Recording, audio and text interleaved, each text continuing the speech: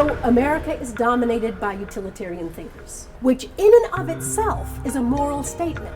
Challenge the economic religion, if you will. If you separate money from the relationship involved in the exchange itself, you've already forgotten the moral embeddedness in which economics is supposed to take place. It's all an imaginary game. It's basically a delusion. That the men's societies were there to justify the men's existence because they knew that they weren't doing anything nearly as important as what the women were doing. Now that fact has become starkly apparent in the global pandemic when we talk about essential services. They are invisible to economic theory. You have a theory that has failed to take into account 90% of what's actually essential for you to go on living. How did this happen? We don't question the moral underpinnings. The nobles understood that they were part of an ecosystem. The lust for actual money has become now ingrained as a hunger in and of itself. When the means are autonomous, they are deadly. When words escape from verse, they hurry to rape souls. When sensation slips from intellect, expect the tyrant.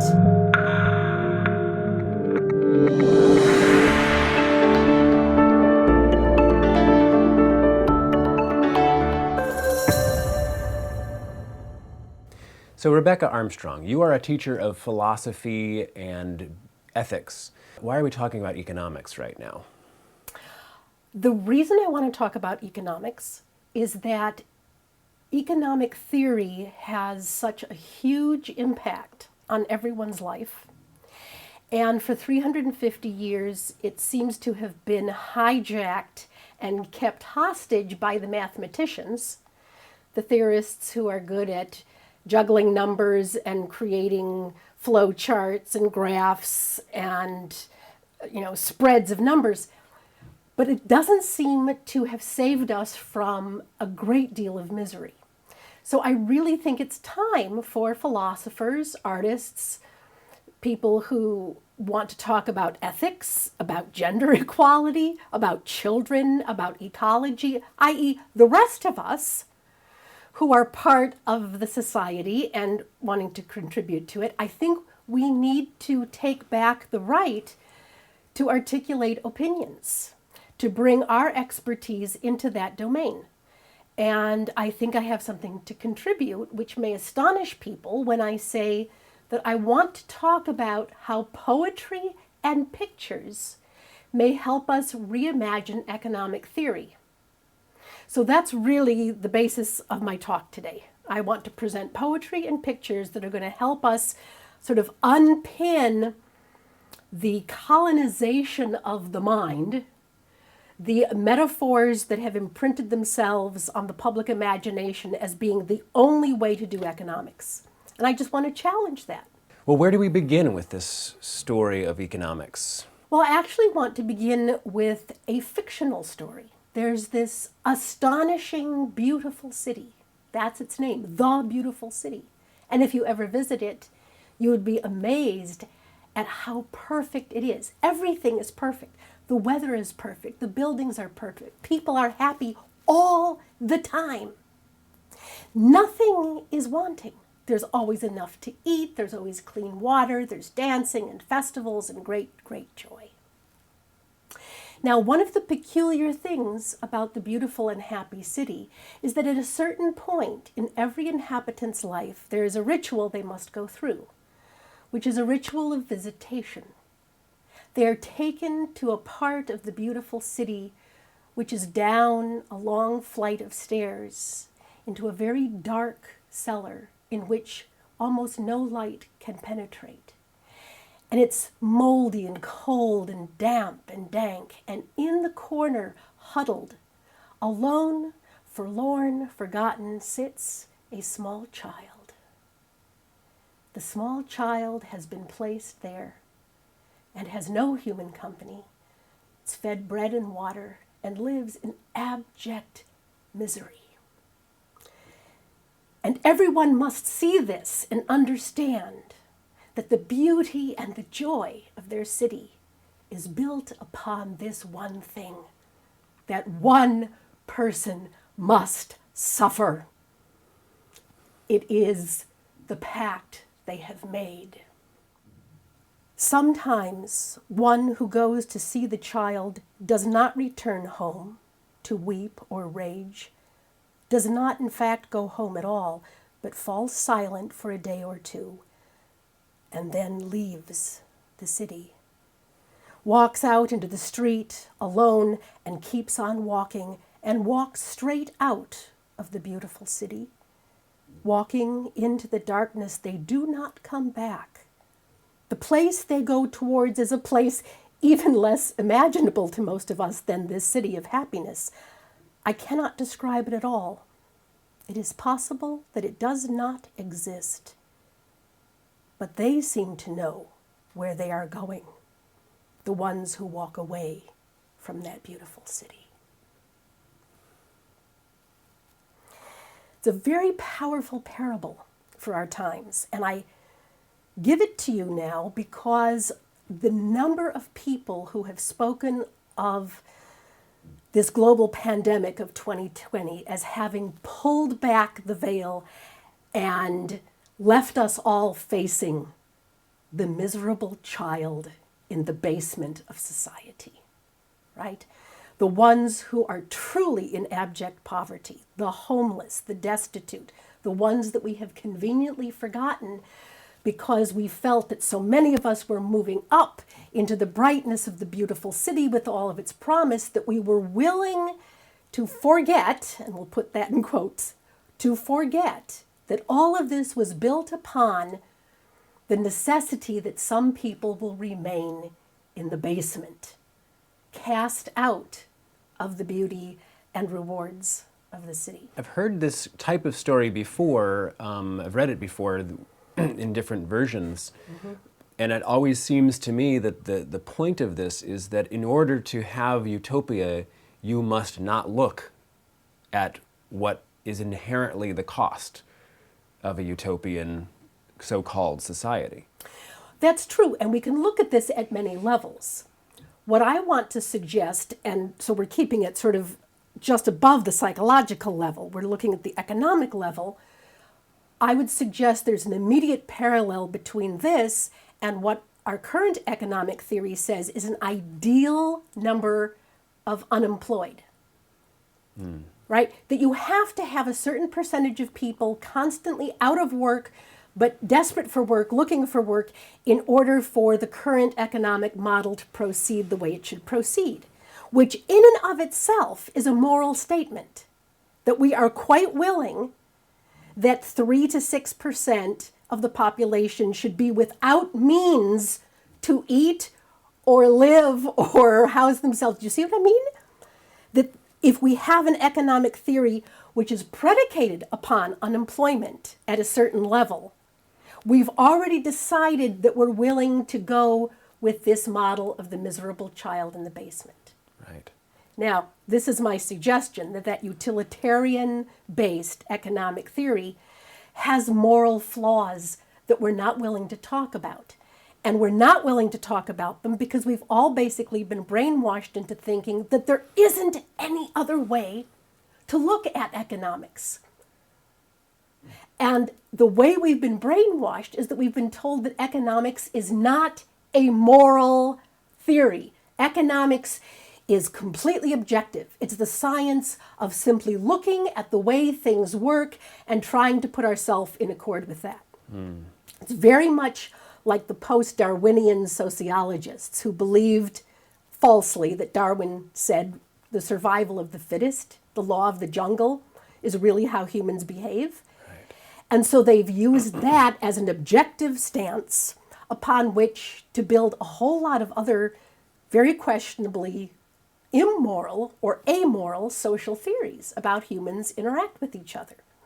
So what I'm saying is that economic theory is taking this same false basis by saying that the utilitarian theory is the only proper basis for economics to sit upon.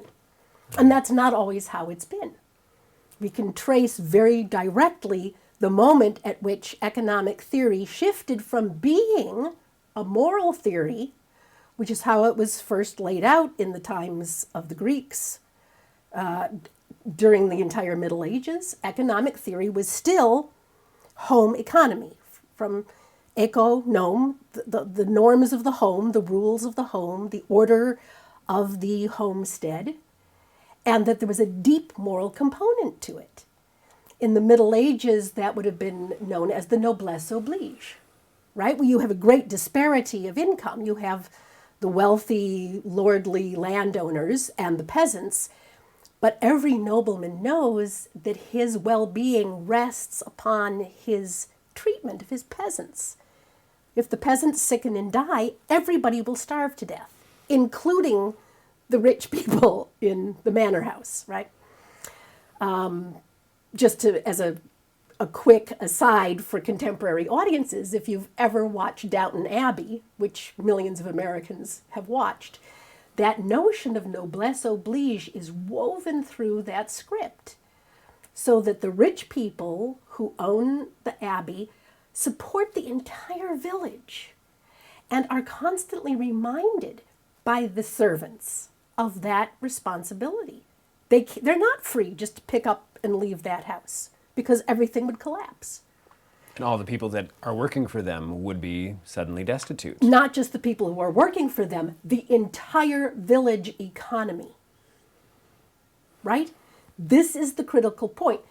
The nobles understood that they were part of an ecosystem of this small, in a sense, city-state, which had all of its agricultural labor taken care of by the peasants, and then there would be a middle class of, the shopkeepers, and then the lord and lady of the manor were responsible, in a sense, for the mores, the festivals. They provided the food and entertainment at the feast days, and everyone went to church together. This was the leveling, and this was the moral underpinning, that we recognize ourselves as a family, even with this great disparity of wealth. In this, spiritually, we are united as a family. And that recognition was what allowed this model to exist for 1,500 years. This sounds incredibly similar to the Indian caste system, where even though the Indian Yes. caste system is so separate, the people in the shaman class will not even touch people. The Brahmin class. I mean, right. the people in the Brahmin class Yeah. won't even touch people in the lower classes, and yet they view themselves as parts of a body. As they're all maybe the lower class are the feet of the body, but they all are interdependent. And the religious norms always gave you a lot of spiritual points for supporting the wandering mendicants and the poverty-stricken monks with their begging bowl.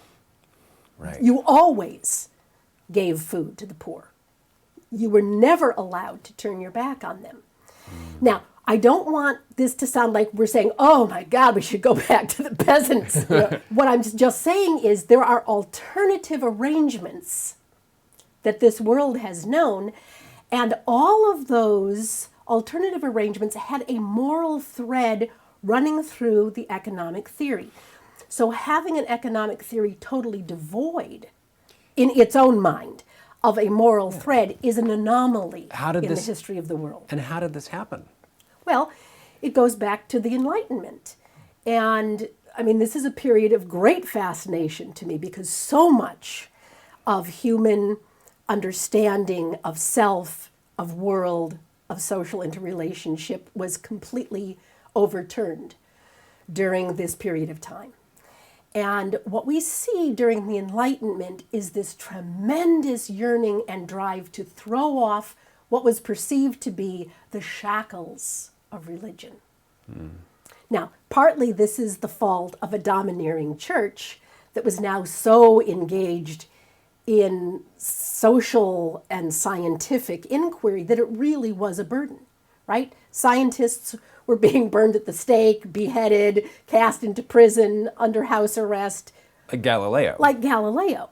And in fact, we know that René Descartes did some quick backpedaling on some of his theories because he happened to read the reports about Galileo and his trouble with the Pope and the Vatican and being put under house arrest. And this happened right before he was about to publish, right? Yes.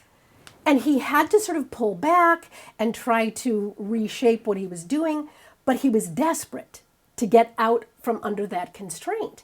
And so part of his approach was this idea, we have to separate mind and matter, right? We have to push back, we have to make a space between the things that the church has jurisdiction over and the things that this new institution called science has jurisdiction over. And the only way to do that was what I call the Great Divorce. You were going to separate the emotion, the moral, the feeling, the material, all of those things that the church had dominance over, those had to be relegated to a special sphere. Science was going to be objective. It was going to be based completely in reason, in the mind, and its feet were not going to touch the earth. No, we're not going to get too close to that. We're going to go off in this wonderful abstract realm of rationality and numbers and work our magic over here. So the idea of pure thought, of a mind divorced from the body, a real clear. It sounds pure science, pure objective science, where nothing interferes between the observer and the observed. Right? We're just going to record the facts, and so we have data that shows how, in a short period, within one generation, we went from articulated social economic theories that clearly had as their goal and purpose sustaining the inhabitants of this city or county or village or nation, to John Stuart Mill saying the science of economics is objectively going to study the dynamics of human interaction in markets and just observe how they work. Right? So he wanted a value-free understanding of what economics was going to be about. And as we know, John Stuart Mill is the father of utilitarianism. Now, the fact is that utilitarianism is an ethical stance. It has a value. It's not value-free. How is that? Well, the utilitarian mantra is the greatest good for the greatest number. It loves efficiency, because with greater efficiency, presumably you can get greater good, right? So how to manifest the most good for the most people. And it's hard to argue with that because it is the reigning paradigm. So for 250 years, we've all been told that utilitarianism is the best possible ethical outlook for us to adopt. And I've tested this over 15 years with my own classes. And I can say with certainty that in every incoming class of 30 students, 29 of them will be utilitarians because I have them do entrance exams and questionnaires just to sort of tease out what school of ethics are you in. It's very rare to have someone who's not a utilitarian. Most of those non-utilitarians fall into a kind of virtue ethics, which it goes all the way back to the Greeks, where you're looking at a personal, character-driven mode of operating in the world. What would a good person do in this situation? Which is a distinct difference from utilitarian. Because that's sort of looking at yourself in an image of goodness or strength or beauty, and sort of an aesthetic assessment. There is an aesthetic and certainly a psychological component to virtue ethics, but essentially it's saying that the greatest good for the greatest number may not be the highest value there is, right? That there's something greater. The Buddha has said as much, because the Buddha's position was for every action there is an equal and an opposite reaction, right? From everything you do, good and bad will happen, and you cannot prevent the bad, nor are you actually responsible for the good. You have to learn to operate and make moral choices based on what you understand as being moral and right and good, because you cannot know how people will react. You can't know the ultimate effects. Now, this is a profoundly different idea, isn't it? That notion, the Buddhist or the ancient Greek. Immanuel Kant also has a system of ethics opposed to utilitarianism in that he's not looking for the effect. He's saying there are inner rules of conduct that you can know, and the only ethical way for you to behave is to understand those deep fundamental laws. And then you follow them, and you cannot change your mind based on the effects, because you can't always know what the effects will be. Laws like? Well, the Kantian imperative that you must always treat others as an end in themselves, not as a means to an end. Right? So if you just take that, Kant's sort of central ethical principle, you will see immediately that utilitarianism invites you to use people as means towards an end all the time, because that's not its value. Its value is quantitative, it's not qualitative in that sense. So America is dominated by utilitarian thinkers, and we have all been trained to accept it as not only the leading theory, but as the only rational approach to setting up our economics. That's what I'm trying to challenge. Wow. That notion that it's the only way to go, because it isn't. We have lots of examples of other ways that it could be arranged. This is so wild because there's so much Christianity baked into the Western culture, Europe and America. It's strange to think that we would have thrown the moral imperatives out for this utilitarian ideal that's like, growing under the surface. That is interesting, but if you actually scratch most people's religiosity, you find that it's about as deep as utilitarian beliefs. Right? I mean, seriously, how many Christians do you know that actually grapple with the deep, difficult implications of the moral order of a Christ or a Buddha? Very, very few. Right. It's an unattainable ideal that we just put up there as an image, but we to strive for, but we're not really daily striving. Right. Those who do, we turn into saints. Mother Teresa was probably the last person we know of in our own generation who actually dedicated herself to living the truths that she understood as the Christian lifestyle. No, the rest of us are pretty much fallen away and are in it to take as much as we can for ourselves. Because that's what we've been taught to do. Yeah, we were rewarded for that. We're encouraged. I've had people shame me for not being aggressive enough, not bending the rules a little bit. Like you're stupid or something, to not get yours and be aggressive about it. Right. Well, so that's now that post-Darwinian survival of the fittest. And the fittest now includes cunning, cleverness, sneaky evasion of norms when you can get away with it, etc. We admire those people, right? And our entertainment, our movies, our books show how much we admire. To a point, and then all of a sudden we'll turn on them drastically and kill them. Yes, because we still have a little that old Puritan deep inside of us that's ready to smack somebody when we decide we've had enough. Yeah, we run hot and cold, admittedly. But it seems it's interesting to flesh out what is the real moral backbone of either of these theories, since we seem to have two very opposing ideas, and it seems to be applied in a somewhat arbitrary way. We don't question the moral underpinnings of our social and economic norms until we're confronted with a parable like the Ursula Le Guin story, or the stories that are coming out now during this global pandemic of how many people are really suffering because they were already living so close to the edge and this pushed them off. Right. They're no longer held inside the social safety net.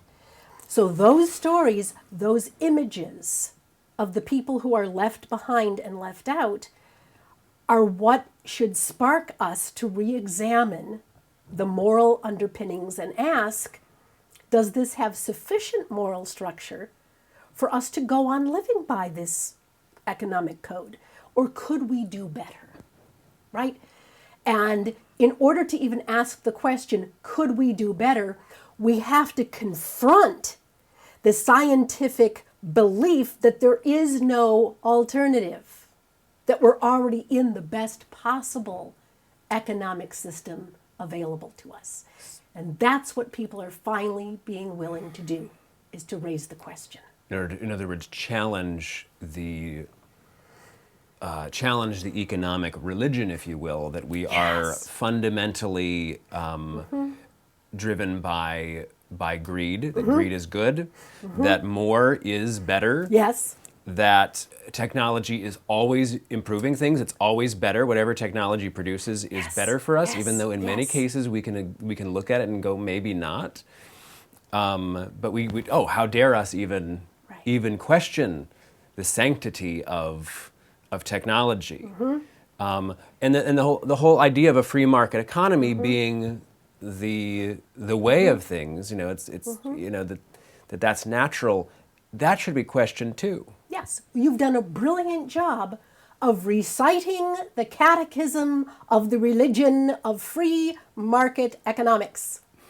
Those are the tenets, and you must believe them if you are going to play the game.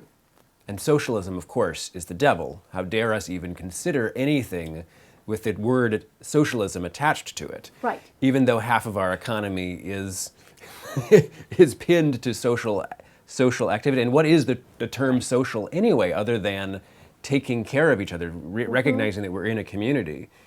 Yeah. Well, of course, now you've put your finger on the throbbing wound that hurts to get close to, because the free market capitalism that we're used to is driven by a reliance on individual initiative and individual, you could call it greed or acquisitiveness, desire for ownership, a sense of possessiveness, ambition, willingness to be competitive rather than collaborative. In other words, it is driven by a focus on individual good, whereas socialism is driven by a focus on collective good. And sometimes collective good comes at the expense of individual ambition, right? Very clearly, individual ambition is very often at the expense of the collective good. But that's the moral tension. That's where things become difficult. And we have to find a way to be courageous enough to enter into that difficult dialogue. This backdrop is going to help me tell another story based in a poem written by Charles Williams. Charles Williams was one of the Oxford friends, part of the circle that included J.R.R. Tolkien, and the C.S. Lewis, right, the Inklings.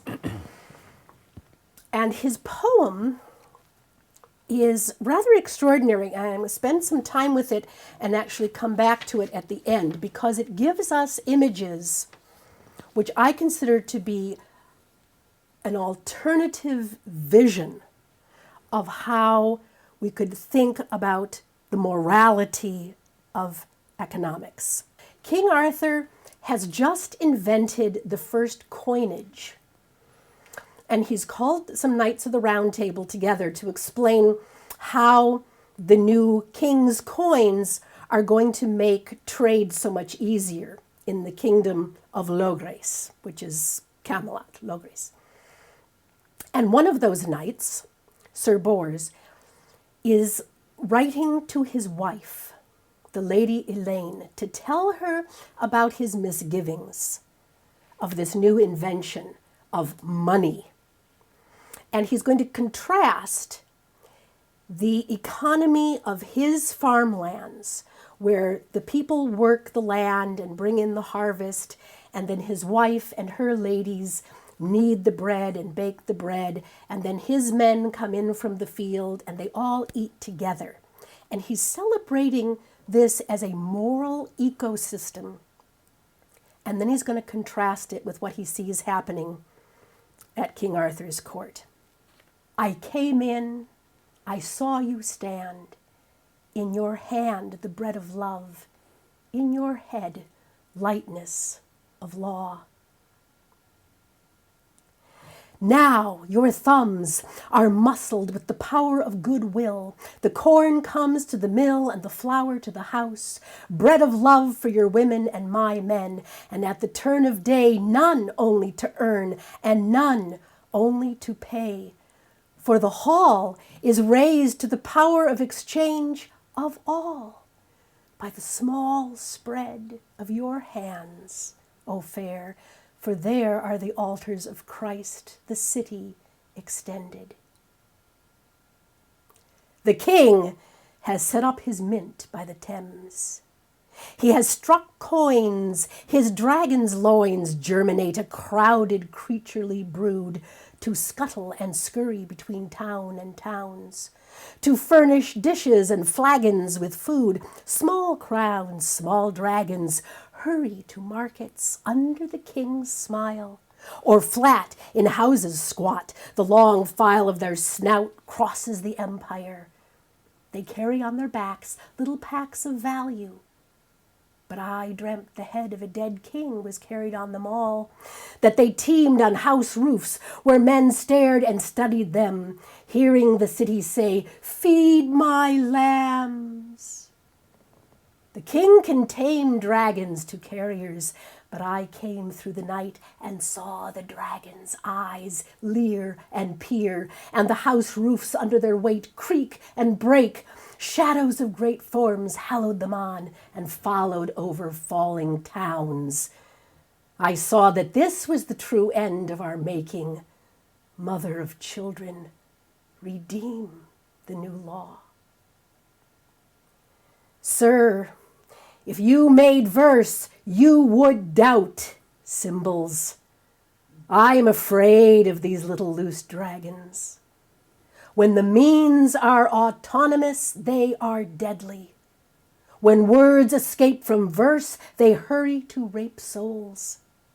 When sensation slips from intellect, expect the tyrant. The brood of carriers levels the goods they carry. We have taught our images to be free. Are we glad? Are we glad to have brought this convenient heresy to low grace? Compact is now becoming contract. Man now only earns or only pays. Pray, mother of children, pray for the coins, pray for Camelot, pray for the king, pray. So this money, perceived of in times of Camelot as a dark thing that kind of takes on a life of its own. Well, and it does, doesn't it? I mean, the stories of the misers, the myths of those who yearned for only money, forgetting that money in and of itself is nothing. It's simply a means of exchange. And the minute that people stop believing in it, it loses its value. And yet, the lust for actual money, for the gold or the paper dollar bills or the coins, the clinking of the coins has become now ingrained as a hunger in and of itself. People want to be wealthy just because they want to be wealthy. And if you ask them why, what would you do with it, most of them can't tell you. They have some illusion that it would buy them freedom or power or access to people or better relationships or something, but they have a hard time often articulating what's behind the desire for wealth. Yeah, or often it's time. Often people think they're going to buy themselves time to do whatever they want, and yet how much of their time have they already given up to get that money that actually can't buy extra time? Right, and it can't buy you that kind of relationship that this poem talks about in the opening, that sense of a holistic entity where you, your spouse, the people in the fields, the people in the town, it's like a great dance and everyone comes together to feed and be fed, right? To earn and to pay. And it blurs. The boundary blurs. Who's paying, who's receiving, we're all simply living together in this mutual exchange and mutual gratification that releases a sense of gratitude and abundance. So it's built upon a different moral foundation. And the Lord and Lady of the Manor do not anticipate this notion of freedom or leisure. They're working just as hard as everybody else to make sure that the wheels stay turning the way they need to turn. Responsibility and power go hand in glove. You don't get one without the other. The more power you have, that doesn't relieve you of responsibility. It increases your responsibility, because now every little thing you do affects a ton of other people. If you want power, you have to take responsibility. If you're one of the Lord class, it is not a freedom. It doesn't mean you get to do whatever you want. If you do whatever you want, you may end up with your head chopped off by the people because you severely damaged all of their livelihoods. We have the French Revolution as a reminder that when the upper class becomes so spoiled and arrogant that they forget the obligation to make sure there is sufficient bread, the guillotine is introduced. And the argument here that I'm hearing is that it's money itself that seems to have this strange lure for the mind, that it pulls the human mind into this idea of separation from community, that we can somehow succeed without the group, which is insanity. Well, because we have separated the symbol from its context. Right? Again, as the poem points out. And the minute you do that, the minute you separate, you have opened the gates for this dark shadow to start to emerge, which is what he's seeing, he says, in the little loosed dragons. When he talks about, let me get this exactly right, when the means are autonomous, they are deadly. When sensation slips from intellect, expect the tyrant. Right? Do you feel that? Again, this is the great divorce. Right. So if you separate money, the means of exchange, from the relationship involved in the exchange itself, which is what we saw in the image of the field hands and the women and the bread and the offering, you've already forgotten the moral embeddedness in which economics is supposed to take place. Because now you can abstract it. You can look at the coins and there's only dragons and a king's head. There aren't, the fields, the people, the human relationships, the smell of the mown hay, the feel of the summer sun. None of that exists at the level of abstraction, right? So you don't get it anymore. You've really created a terrible divorce and taken it away from where it needs to be, which is embedded in the reality of human beings. Now, of course, this brings us to the question of how could that happen? That economic theory could become so divorced from the sensate world in which it belongs. And the answer is, of course, that it was men who were evolving the laws of economics. And in this newfound freedom of the Enlightenment, where they could play in the abstract realm, there were a lot of armchair theorists making up economic theories, using only the numbers they could gather from the other men who were documenting and taking care of things, which led to this very, very bizarre state of affairs, which was articulated most clearly by a New Zealand woman who was astonished that when she rose through the ranks to become a member of parliament in New Zealand, and she wanted to help with the new economic policy of her country, picked up the United Nations system of national accounting. All right, this was something that in the 1970s and 80s the United Nations worked very hard on to try to understand how all national economies could be sort of encoded so that they could be compared and contrasted and you could see the relative wealth of various countries. This is what Marilyn discovered when she actually took this document created in the 1970s by the United Nations.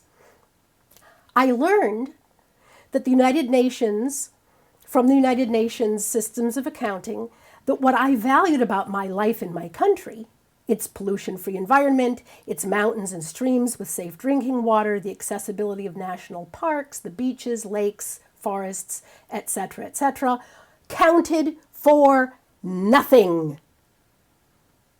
Since the environment couldn't be counted, there was no value placed on it. There were no policy measures that would ensure its preservation. Hand in hand with the dismissal of the environment as a value came evidence of the severe invisibility of women and women's work. I found it impossible to prove, given the framework that I was handed, that childcare facilities were needed because non-producers, i.e., all mothers and housewives who are, quote, inactive, quote, and unoccupied, quote, cannot apparently be in any need. From this time, for 300 years, we've had economic theories which do not account for women's domestic work at all. Hence the cultural devaluing of women. Right. But just sit for a minute and think. I'm not even talking about the devaluing of women. I'm not even looking at this as a gender or psychological problem. I'm just saying you have a theory that has failed to take into account 90% of what's actually essential for you to go on living. Right? Right. Now that fact has become starkly apparent in the global pandemic when we talk about essential services. Right. And we look at who's providing essential services, and it's the people who work with children, right? The people who are tending to the sick, the people who sit with the dying, the people who help the elderly, the people who are sewing clothes and face masks, the people who are getting food, making food, who are cleaning up after all of that. Right. In every sense, these are fields dominated by women. The essential industries are, dominated by women, and they are poor, they are low-paid jobs. Or not paid at all. Or not paid at all, i.e. they are invisible to economic theory. Now this, to me, is the main reason that we have to challenge economic theory, because it's just not good science. It's basically a delusion. It's a delusion. It's a delusion that we came up with hundreds of years ago and just kept pushing it forward. And it's not that the numbers are wrong, it's that they're not accounting for the bigger picture of what we are as human beings. And so when you put yourself in this little box that you're saying, this delusion of economic theory, you're ignoring 90% of what's going on. Right. Mother's Day, which happened recently, there's a Mother's Day Index, which is now in its 10th year, where a group of social scientists try to figure out how much housewives and mothers would be getting paid if you added up all the actual things that they do for their families in any given year. And so every year they attach a dollar number that ought to be represented in the gross domestic product. So this year, it was already at about $93,000, right? For cook, bottle washer, nursing the babies, cleaning the house, the food, et cetera, et cetera. $93,000 if you added up all that. Then they realized, oh my gosh, the kids have been sent home from school. We have to add the salary of an elementary school teacher to this. So now, all the stay-at-home moms who are also trying to help their elementary school children have an extra $45,000 added to that. So you have a $125,000 imaginary salary now being dispersed to about 15 million households led by women. And that number, I can't do it in my head, but that number is pretty big, right? 15 million times 125,000. That's the invisible number that is not in any of our gross domestic product. Now, my contention is you can't make any sense of an economic theory that will leave out that much of actual value, right? This is productive value. This is human labor, and it deserves to be recognized as such. And you can't do a good economic theory while you ignore all of that labor. Yeah. So, thank you to Marilyn Waring and the other feminist economists who are trying to balance out the craziness that's happening, when we continue to ignore and make certain people invisible. And isn't this a good point to point out where all the highest paid jobs are in our Right. economy? Where's the status, we have to ask? Where's the status happening in our society? I would actually like to give you a little analogy here, which is pushing it a little. I admit that this is going to be kind of an exaggeration, but it's such a delightful story. This comes from the mythologist Joseph Campbell, who used to include these images and this anthropological research in his lectures. And this comes from New Guinea, the societies there, the ancient societies of the mostly farmers.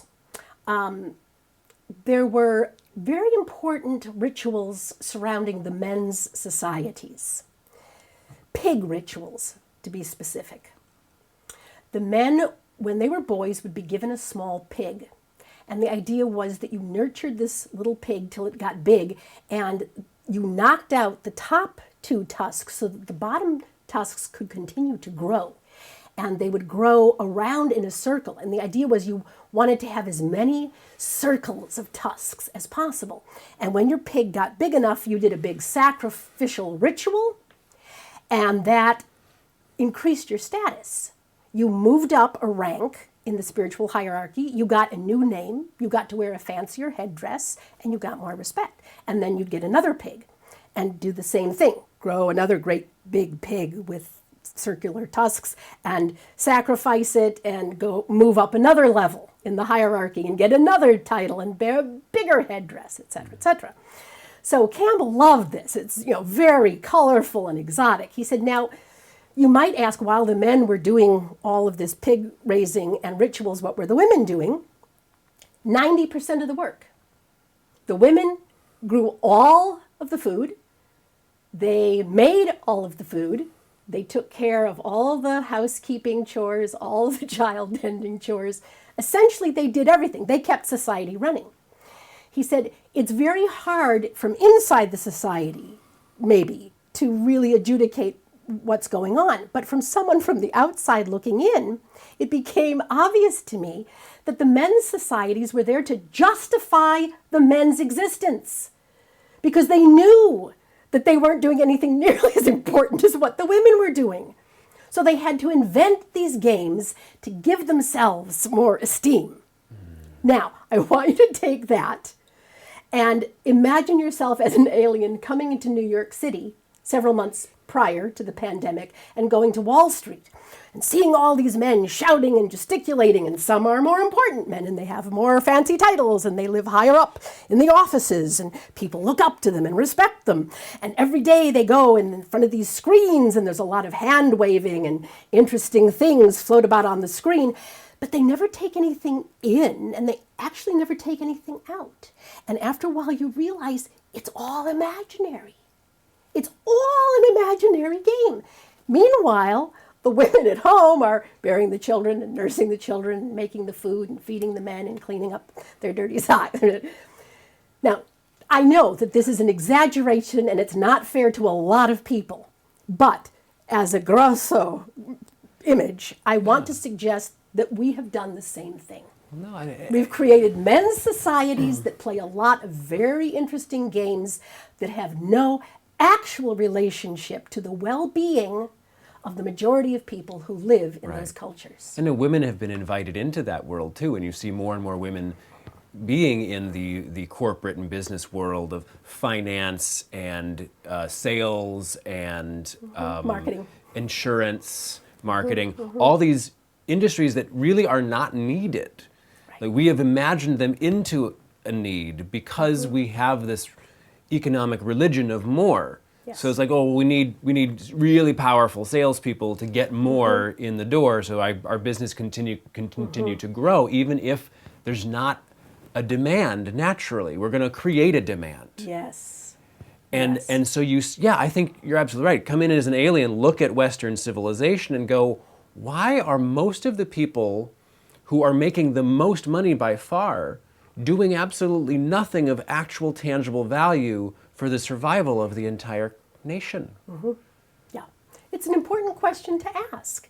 And again, you can judge the level of religious fundamentalist belief around capitalism by the decibel level of the laughs that statement would get from people on Wall Street. They'd go, oh, what naive people. They don't get it at all. They don't understand at all. This is the only game in town. If you don't play it, everything collapses and we all starve. But there are enough people now saying, oh, wait a minute. We don't believe that's true. We don't believe that this is the only game in town. And we're going to ask, maybe the emperor has no clothes. Maybe you've been telling us a story the whole time, and we're calling your bluff.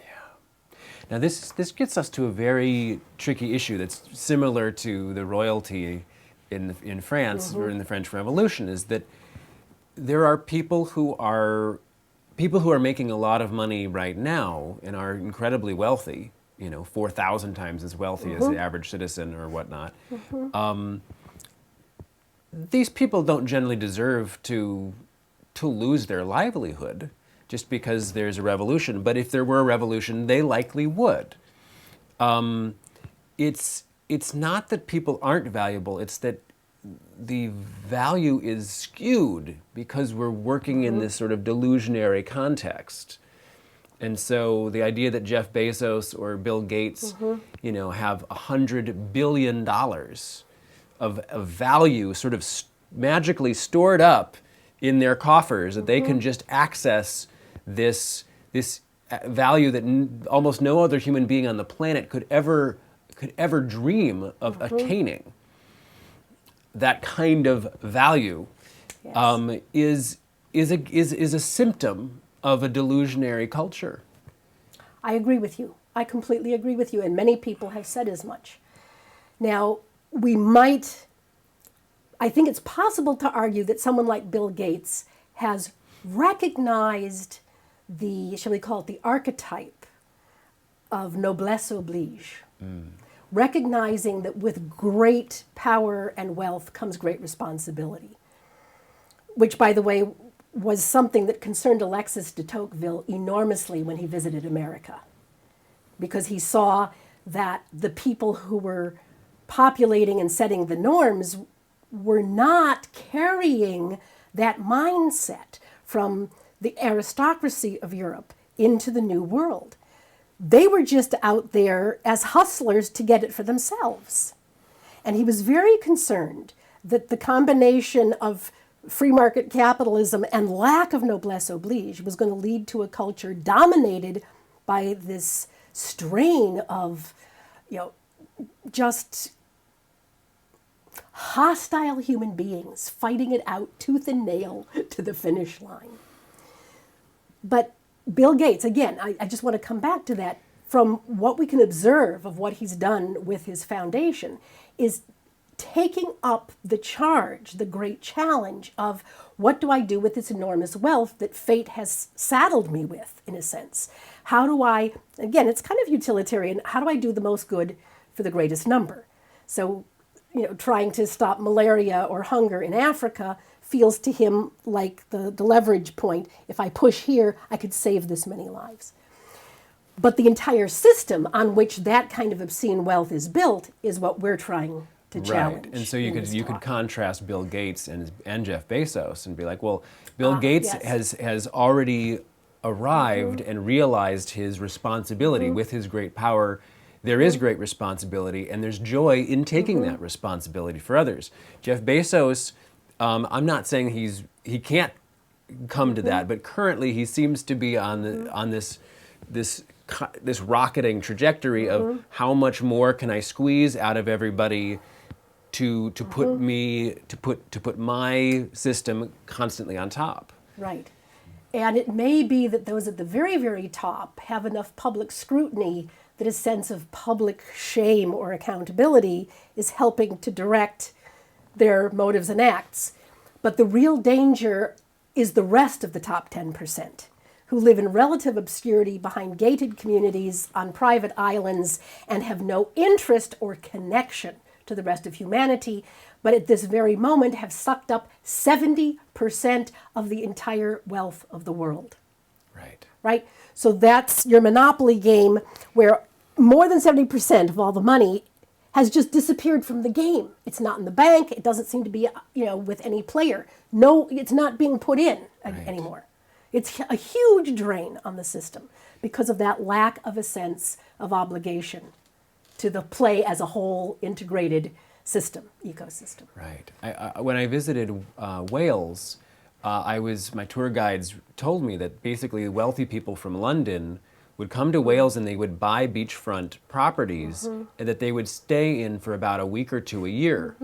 And what happened is that all the real estate values went up in the whole area. So people couldn't afford to live anywhere near the beach anymore who actually lived there. That's right. And these big mansions were just empty, and there was no rich person in that mansion giving to the community. So essentially everyone was just priced out of the real estate market. This is of enormous concern in city economies. The cities that are famous for being hip and exciting, Barcelona, Paris, London, Rio de Janeiro, even a place like Los Angeles, New York City, there are huge tracts of land that basically sit empty, which is so bad for the neighborhood. It's unbelievably bad, right? These are magnets then for drug dealers and prostitution and all crimes of all sorts, because if no one's there, there's no eyes to see what's going on. Well, I mean, imagine vacant places. Imagine in a wealthy gated community that's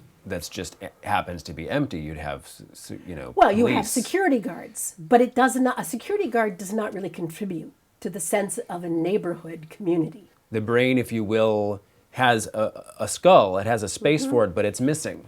Right, and it's interesting that particular conversation, how it's moved around the world, because for a while it was the ugly Americans who were buying up the land in Nice, the French Riviera, or in London, or what, and the Europeans were fiercely angry and saying nasty things. But then it was the Japanese and the Chinese buying up all the land in Los Angeles and New York, and that was the Americans' turn to complain about the horrible foreigners who were devastating the local economy by simply buying property and then not really contributing anything to the lived environment. So let's come back to this sense of the driving force of our current economic theory, which is gross domestic product, the GDP.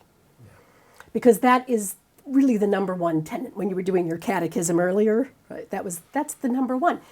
We have to keep growing. Right. And when the nations come together, they're always like, so how much are you going to grow your economy? Can you get at, 2.1%?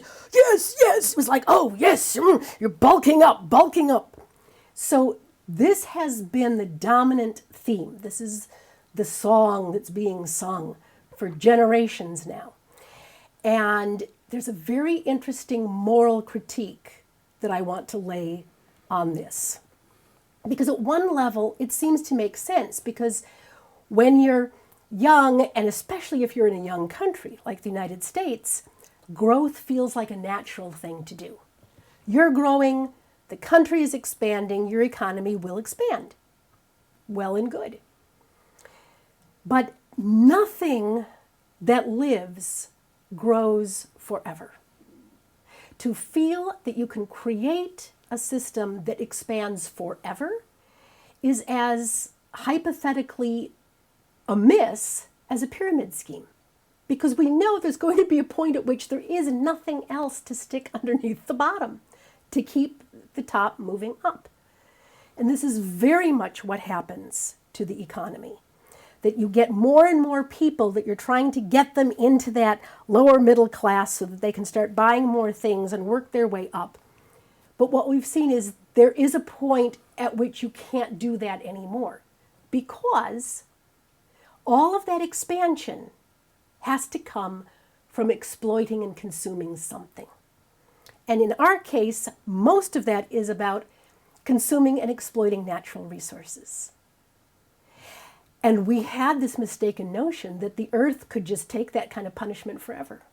And we are realizing in this generation how wrong we are. That is not a bottomless resource. We have very much come to the outer limits of what we can take from the earth without bringing down the entire system in a horrific collapse that will devastate everybody.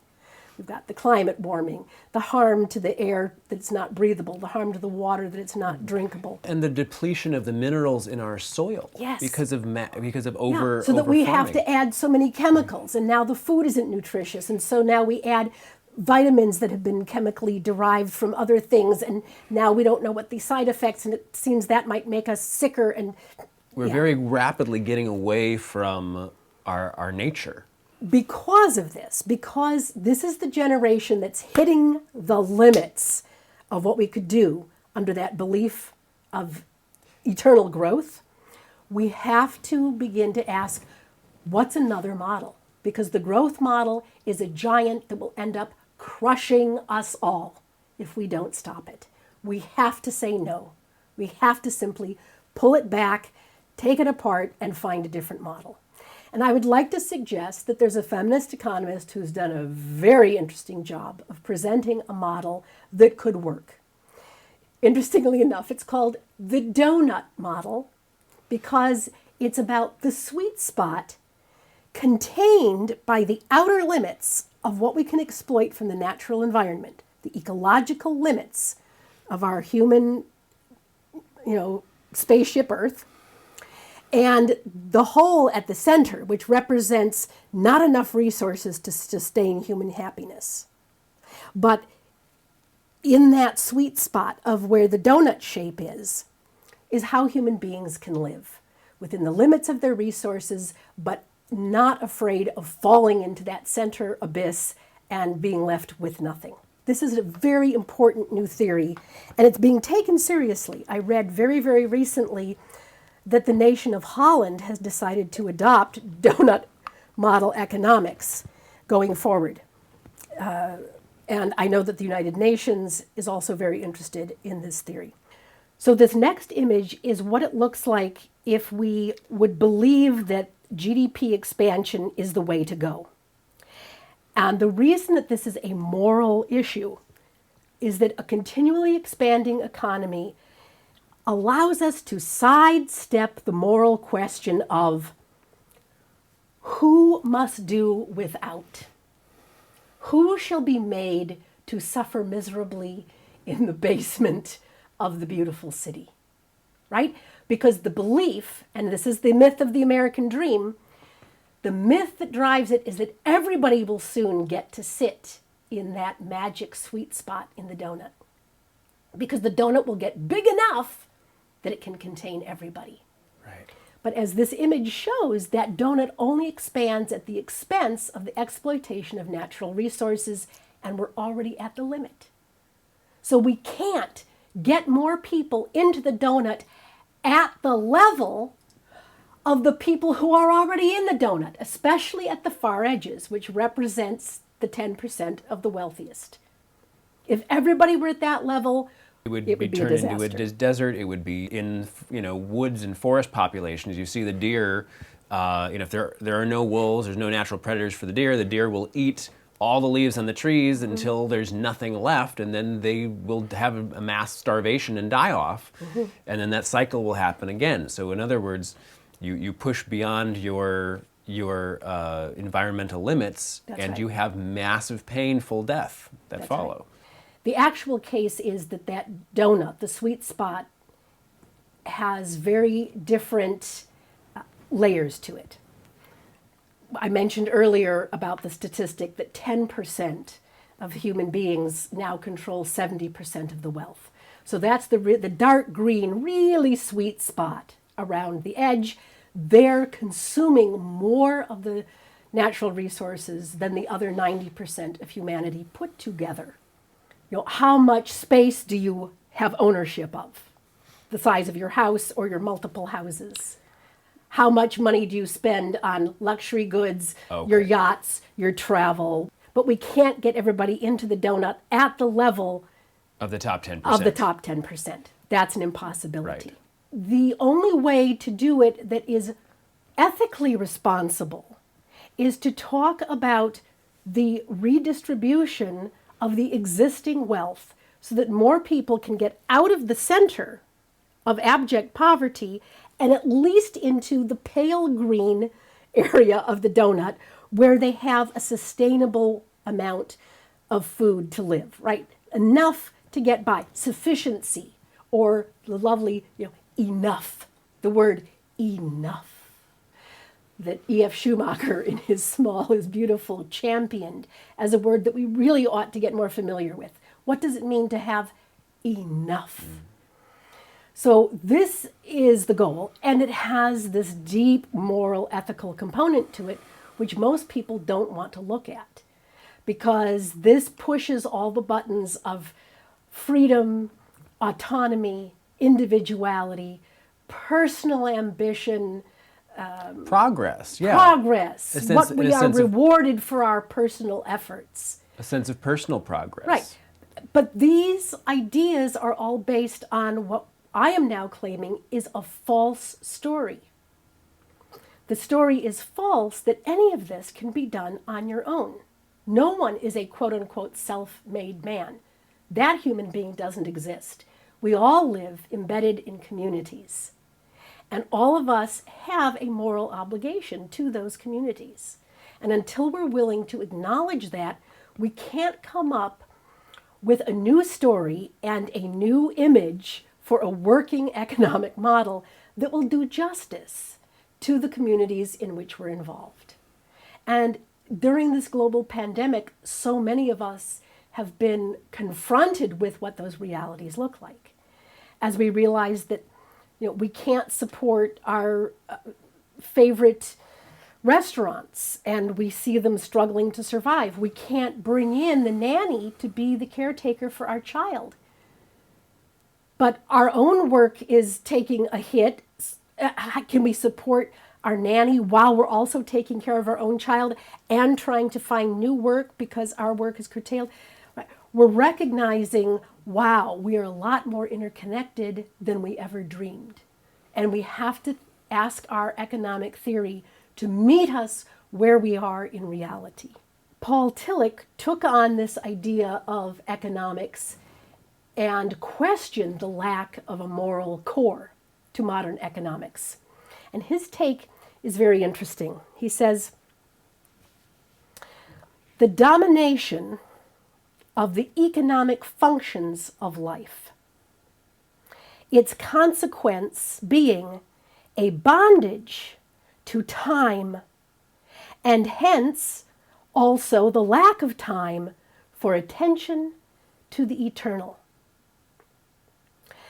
This kind of economics drives the spirit within the inescapable and unending circle of the finite. Now, if I unpack that for a minute, because this even goes beyond the ethical, this is a spiritual critique of contemporary economics. He's saying that because our economic theory lacks a moral foundation, it is essentially only able to offer us material values for our lives. Give me your labor, your time, your energy, your passion, your ambition, and I'll give you stuff. I'll give you things. All of which are ephemeral. You can't take it with you, right? Yeah. And totally against the Christian values, which Tillich rightly perceived as being articulated by Jesus Christ. Do not lay up for your things stores upon the earth, which you cannot take with you. But at the psychological level, what Tillich is saying is that it disallows us any time to remember that the eternal values are what's really worth looking at in life. Eternal values such as love, wisdom, right, that you get through aesthetics, through deep relationship.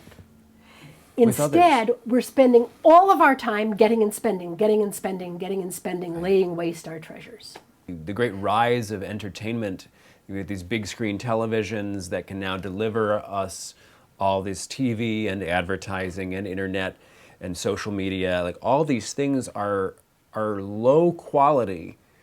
I mean, they're high quality for entertainment perhaps, but they're low quality sustenance for being a living, breathing human being. Correct. Correct. Watching a movie, even a good one, is not the equivalent of having a real relationship with another human being or going on an actual hero's journey of your own.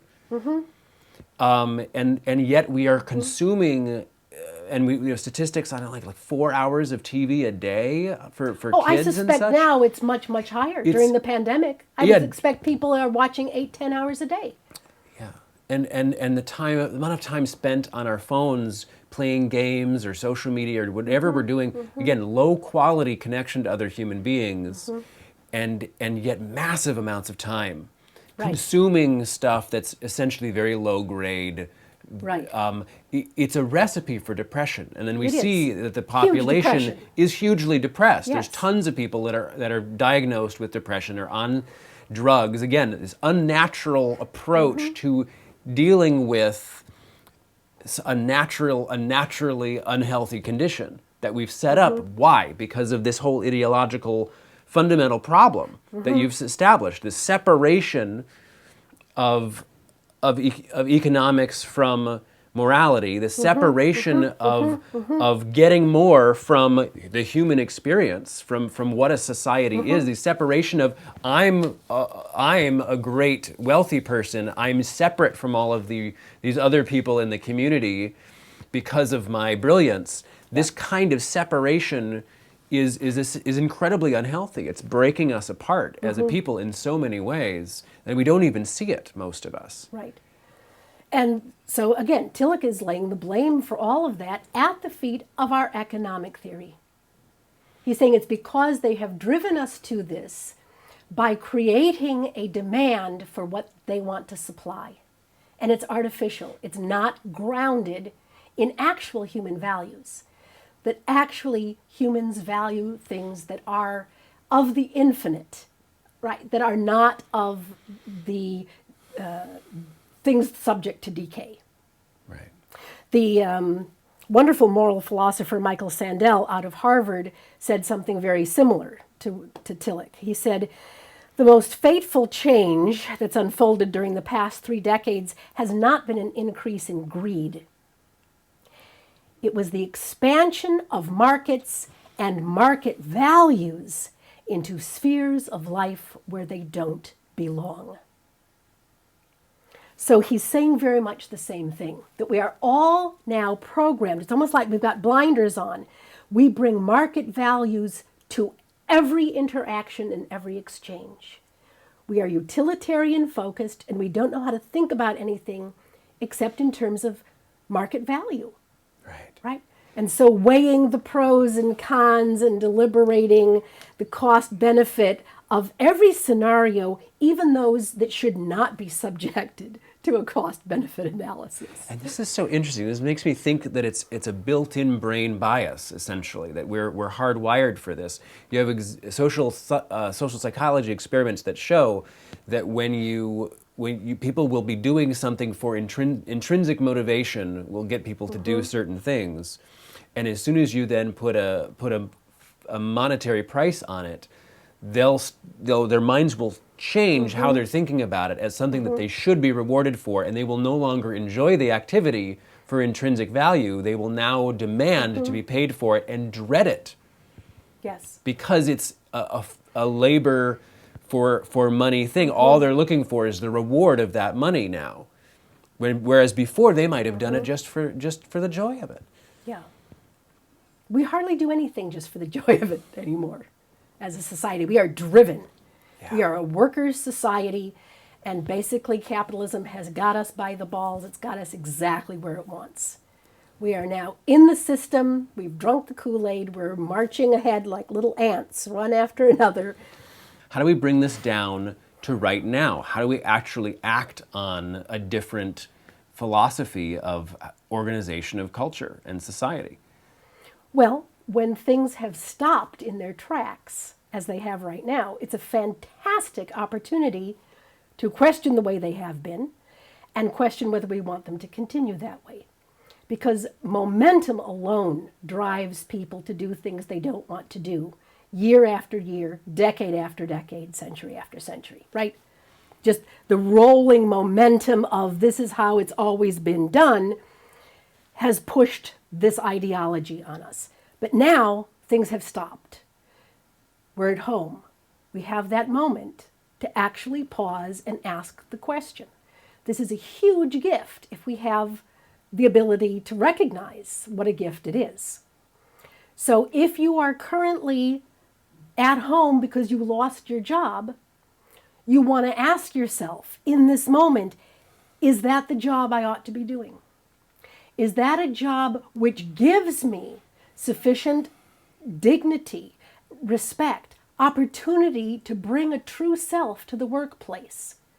If it isn't, is there a way that I could do that anyway? Could I bring my true self to the workplace and force the work itself to enlarge and expand in order that my real being could be seen there?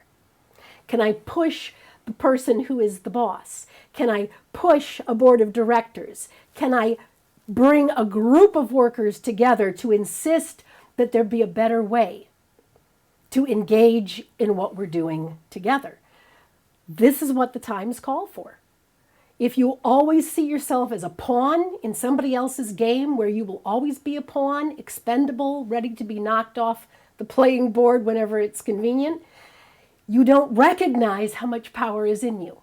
Yeah. Right? Or if you're working for retirement, you're constantly working just to earn enough to retire so someday you'll be happy. Give up the idea of retirement. Go, wow, what if I had my whole life in front of me and my goal was to make my work my play, to integrate my passion with my powers that I've developed over all these decades? What might my day look like then? It might look partly like work and partly like volunteer, and the two things feed each other, and it could be a whole new life that I'm making for myself. So I think the fact that we're broken is also the gift. So take the advantage of the gift, of the silence and the solitude, and start to ask the difficult question: who am I as a moral being in this world? And do I have the courage to insist on bringing my moral self with me when I go back to work? It doesn't have to be this way. The system we're currently engaged with is simply one alternative among many. And that even the way the free market capitalism has evolved is not necessary. There are all sorts of moments where a small decision could have turned and made something different. For instance, looking at FDR and his legacy during the Depression, we can pinpoint exactly the laws that shifted life and made it bearable for hundreds of thousands of Americans. We can point to them, boom, boom, boom, boom, boom. So we know that political choices are behind a lot of what masquerades to some theorists as necessary cause and effect in the economic belly of the beast, right? That these things just happen this way. We're just objective observers. The wonderful French economist Thomas Piketty, his second book just came out this spring. And as you recall, his first book, Capitalism in the 21st Century, showed unequivocally that there will always be a widening differential, divide between the rich and the poor, because those who are born into capital, wealth, and are able to generate more wealth from the return on investments will always grow at a faster rate than those who are simply selling their labor, right? So R is always greater than G was this lovely little simple formula that he was able to devise.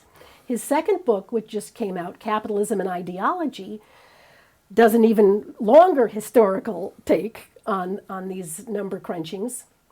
And he comes up with what he says is an inevitable conclusion that inequality is not necessary, it's a political choice. It's an ideology. That's why he calls the book Capitalism and Ideology. So if you've bought the ideology of the survival of the fittest and this invisible hand of the market and personal self-interest will always be the best arbitrator of economic decisions, that ideology will cause the donut that we now have, where a lot of people are falling into the abyss in the middle and the poor environment is being squeezed on the outside.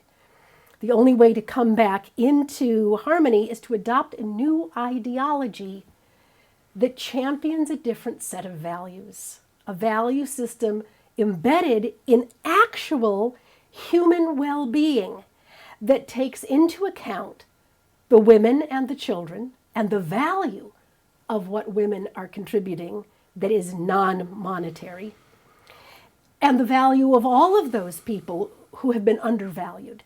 The artists, the poets, the dancers, the caretakers, the ones who are chauffeuring people to and fro during the times of the pandemic. In other words, we need to start to level things out. And if we can wrap our minds around a new story that celebrates the part of us that is aware and engaged with our embeddedness in community, our awareness that the I and the thou is the central relationship. And without that, we are missing what it is to be a human being. We're not going to reach wholeness until that happens.